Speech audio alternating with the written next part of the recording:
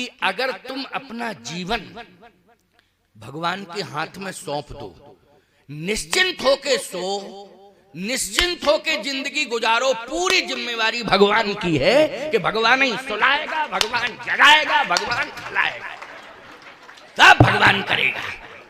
बोलो भाई, विश्वास करने की जरूरत है कि नहीं? विश्वास की जरूरत है। लेकिन समस्या इस बात की है कि तुम विश्वास भगवान पे नहीं करते हो, तुम विश्वास जो है परम पिता पे नहीं करते हो, तुम विश्वास अपने पिता पे भी नहीं करते हो, तुम विश्वास करते हो अपने बेटा पे। बोलो, करते हो कि नहीं? क्यों? हे भगवान, एक बेटा दे दो। बेटी कोई नहीं मांगता। अभी तक मंदिरों में हमने मांगते हुए यही सुना है, एक बेटा दे दो। बेटी किसी ने नहीं कहा एक बेटी दे दो। क्यों? बेटी क्यों नहीं मांगते हो? बेटा क्यों मांगते हो? भाव यह है कि बेटा हमारी सेवा भी करेगा, बेटा हमें भोजन कराएगा, बेटा हमें सुलाएगा, बेटा बाजार से कपड़ा खरीद के लाएगा, बेटा हमारी संपूर्ण सेवा करेगा, और जब मेरे प्राण निकल जाएंगे तो बेटा मेरी अंतिम क्रिया करेगा। इसी आशा विश्वास के साथ बोलो, मांगते हो कि नहीं मांगते हो बेटा? लेकिन 80% लोग बेटों से संतुष्ट नहीं। 20% की बात हम नहीं कह रहे, वैसे तो हम 90 कहते सीधा, लेकिन हो सकता है कि भाई अब ग्राफ बढ़ गया हो, शिक्षा की क्रांति में थोड़ा समझदारी ज्यादा आ गई। क्यों भाई? बेटों में पढ़ लिख रहे हैं बच्चे हो, तुम भी प्रयास कर रहे हो, बच्चों को पढ़ा लिखा रहे हो सकता है 10% ग्राफ बढ़ गया हो, तो 20% की बात हम नहीं कर रहे। 80% अगर माँ बाप असंतुष्ट हैं, परेशान हैं, तो बेटों से हैं, बेटियों से नहीं। बोलो, हैं बेटों से कि नहीं? इतने परेशान हैं कि भोजन मिलता तो है लेकिन पचता नहीं है। क्यों भाई? हम ये नहीं कह रहे भूखों मार रहे हैं, अरे भूखों क्या, तुम्हारे यहाँ तो भरा पड़ा है अन्न कई कुंटल। बोलो, लेकिन सही बात तो ये है कि भोजन मिलता है लेकिन पचता नहीं है। क्यों? रात दिन टेंशन में रहते हो, मेरा बेटा ऐसा निकल गया, मेरा बेटा मेरी बात नहीं मानता है, मेरा बेटा मेरी बात नहीं मानता है। परेशान बेटों से हो, देश परेशान नेता से हो, बाप परेशान बेटा से। क्यों भाई, है कि नहीं? बाप किससे परेशान है? बेटा से। ये देश, कुछ नेता ऐसे भी हैं, देश रोता है जब विधानसभा और लोकसभा में जूता चप्पल चलाने लगते हैं। क्यों भाई? लोकसभा विधानसभा में जूता चप्पल चलते हैं कि नहीं चलते हैं? ये मूर्खों का काम है। जब सदन की कार्रवाई होती है पूरी दुनिया देखती है, उसे देखती है कि नहीं? लेकिन जब जूता उठा करके वहीं चलाना शुरू कर देते हैं, तब याद रखना, केवल जनता ही नहीं रोती है, पूरा देश रोता है। भारत माता रोती है कि ऐसे नालायक बेटे हो गए हैं, इन्हें संसद में प्रवेश करने का अधिकार नहीं है। जो संसद की मर्यादा नहीं जानते हैं, उनको संसद में प्रवेश करने का अधिकार नहीं है। इसलिए मैं कहता हूं, जो कुल खानदान बेटा जो कुल खानदान की मर्यादा का पालन नहीं करता है, उसे घर में और कुल में जन्म लेने का कोई अधिकार नहीं है, उस घर में प्रवेश करने का कोई अधिकार नहीं। जो खानदान को कलंकित करने लग जाएं, जो अपने कुल खानदान के साथ साथ अपने घर, अपने गांव को परेशानियों में डालने लग जाएं, ईमानदारी से बताओ, ऐसे लोगों का ना होना ही ज्यादा अच्छा है, ना होना ही ज्यादा अच्छा है। लेकिन देखिए अयोध्या वासियों का प्रेम कितना है। अयोध्या वासी कहते हैं, बड़भागी बन अवध भागी,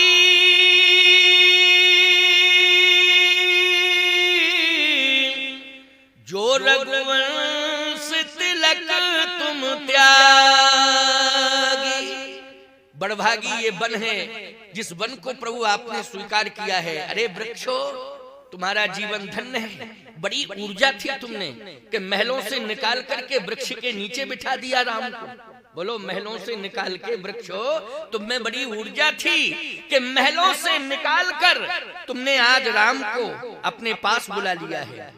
ऐ नदियों, तुम में बड़ी ताकत थी कि आज सरजू का तट छोड़ करके तमसा से कह रहे हैं विद्यावासी, ऐ तमसा महारानी, तुम में बड़ी ताकत है कि सरजू महारानी को छोड़कर तुमने अपने तट पर राम को बुला लिया है। तुम में बड़ी ताकत है, तुम में बड़ी शक्ति है। वृक्षों, तुम में बड़ी शक्ति है कि आज महलों की छाया में नहीं, वृक्षों की छाया में राम सो रहे हैं, या राम बैठे हुए हैं, या राम अपना जीवन 14 साल गुजारेंगे।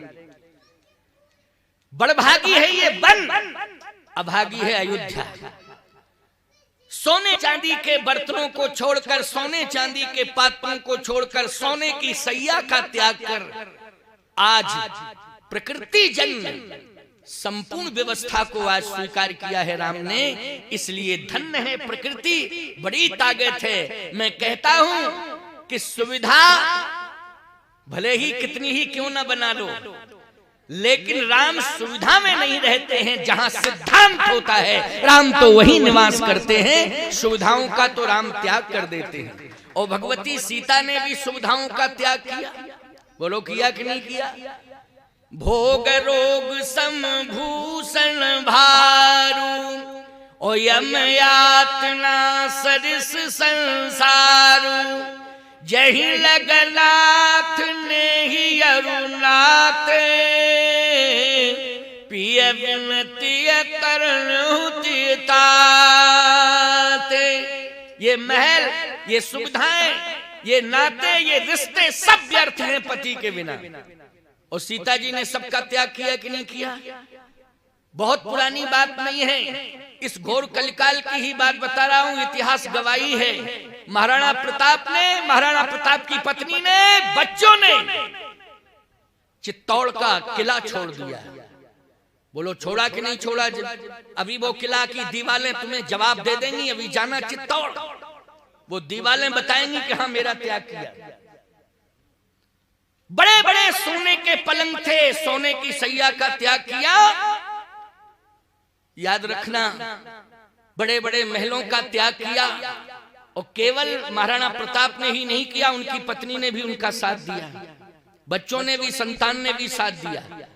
और सब जानते हैं कि अरावली की पहाड़ियों के बीच में रहे। वो अरावली की पहाड़ियां आज भी दिखाई दे रही हैं, गवाही है। अरावली की पहाड़ियों के बीच में महाराणा प्रताप, महाराणा प्रताप की पत्नी और महाराणा प्रताप के बच्चे, बोलो साथ में रहे कि नहीं?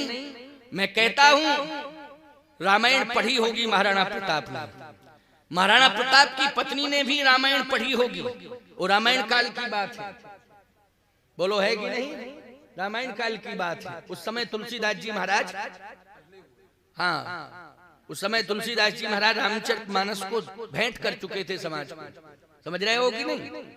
रामायण पढ़ी होगी, इसलिए कहता हूं रामायण पढ़ना चाहिए, रामायण सुनना चाहिए। रामायण पढ़ने वालों, तुम सुविधाओं से प्रभावित नहीं होगे, तुम सिद्धांत को अंगीकार करोगे, सिद्धांत को स्वीकार करोगे। सबका त्याग किया, अरावली की पहाड़ियों के बीच में परिवार के सहित महाराणा प्रताप रहे और झरनों का पानी पिया।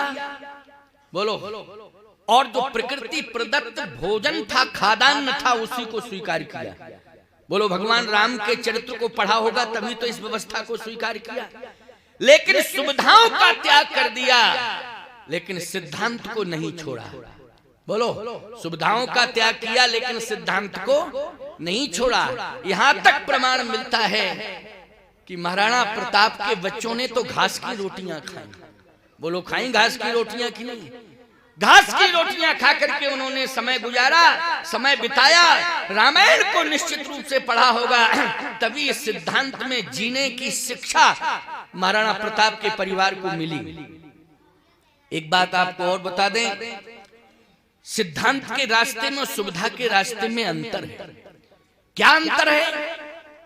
कोई यदि पूछे कि सुविधा का रास्ता कहां से प्रारंभ होता है, याद रखना, सुविधा का रास्ता 56 प्रकार के व्यंजनों से शुरू होता है और डल्लभ के गद्दे तक सोने तक जाता है। बोलो जाता है कि नहीं? अनंत प्रकार के व्यंजन खाने को मिलते हैं और सोने के लिए सुखद सैया मिलती है। बोलो मिलती है कि नहीं?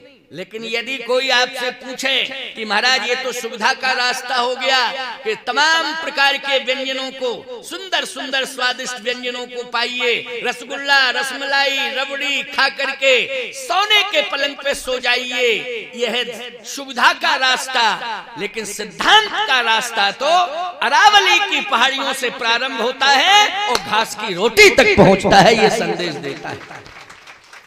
इसलिए जीवन में हमें सिद्धांतवादी होना चाहिए। महाराणा प्रताप का इतिहास स्वर्ण अक्षरों में लिखा जाता है।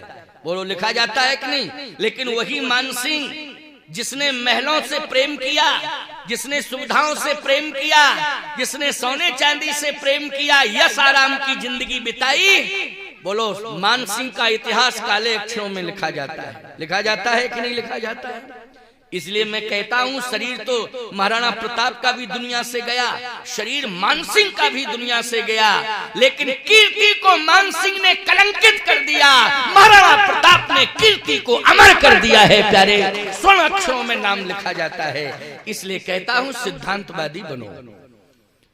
अयोध्या वासियों का सिद्धांत है कि हम राम को नहीं छोड़ेंगे, राज्य छोड़ देंगे, लेकिन राम को नहीं छोड़ेंगे। तो राज्य छोड़ा कि नहीं छोड़ा? अयोध्या का राज्य छोड़ा और राष्ट्रपति मौजूद है, जिंदा है, लेकिन छोड़ दिया। छोड़ दिया कि नहीं? महल छोड़ दिए, बड़ी बड़ी अट्टालिकाएं, भवन जो थे सब सूने पड़े हुए हैं, सबका त्याग कर दिया, लेकिन राम का त्याग नहीं किया। तमसा नदी के तट पर सुमंत जी से कहा कि सुमंत जी इन सबको सुला दो, ये विश्राम करें, क्योंकि हमने तो बहुत प्रयास किया, लेकिन तुम प्रधानमंत्री हो।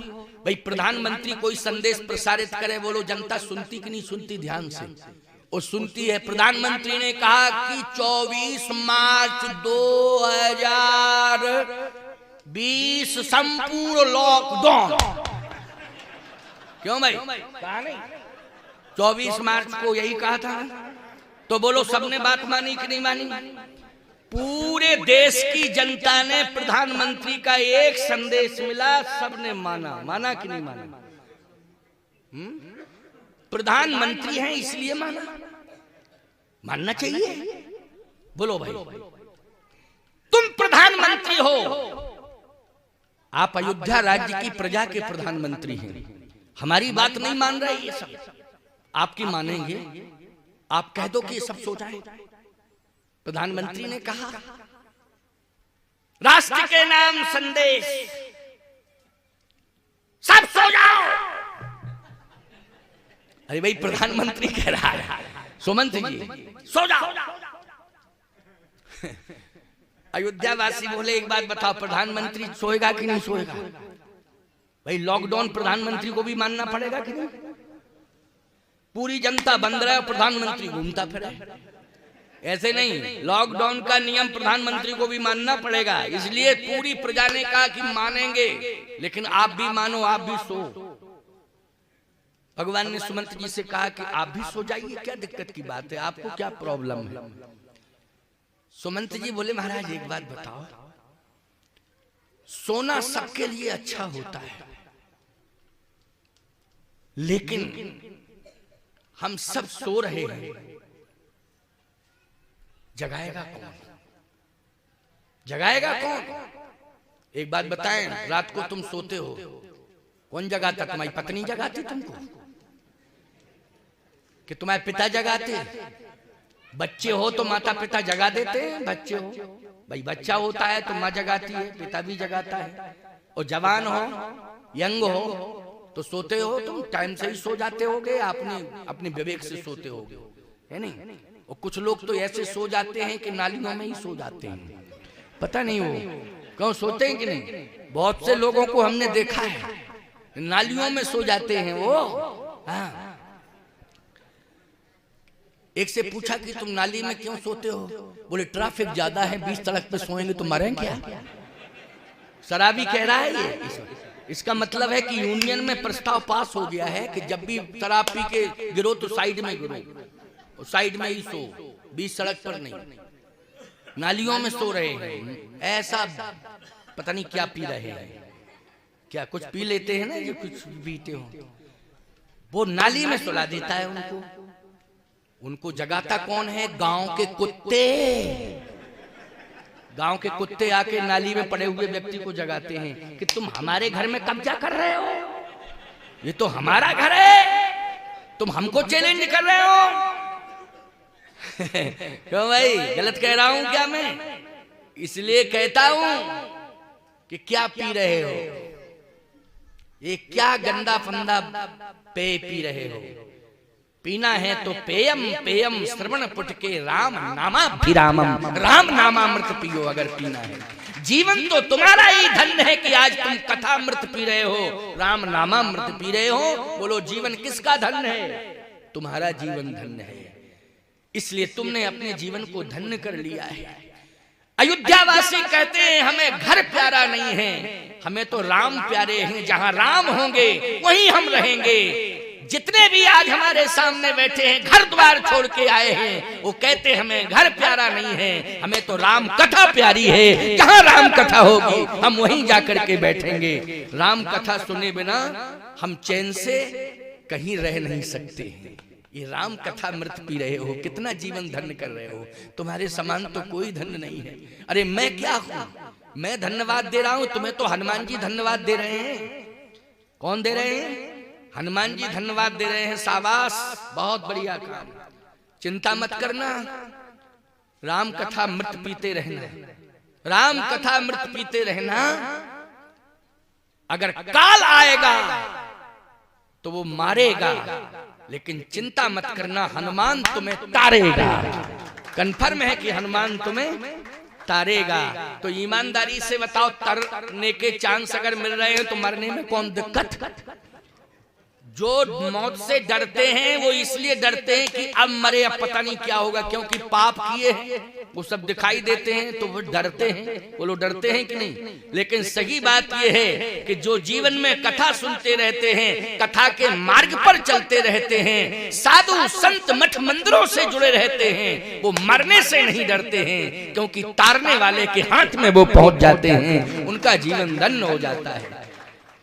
अयोध्या वासियों ने कहा कि प्रधानमंत्री जी आप भी सोइए।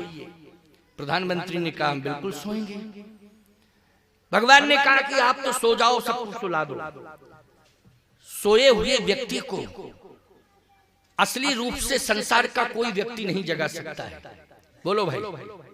लेकिन परमात्मा की कृपा जिसके ऊपर होती है, सोया हुआ वही व्यक्ति जागता है, सबके बस की बात नहीं तो कितने सो गए, सोते ही रह गए।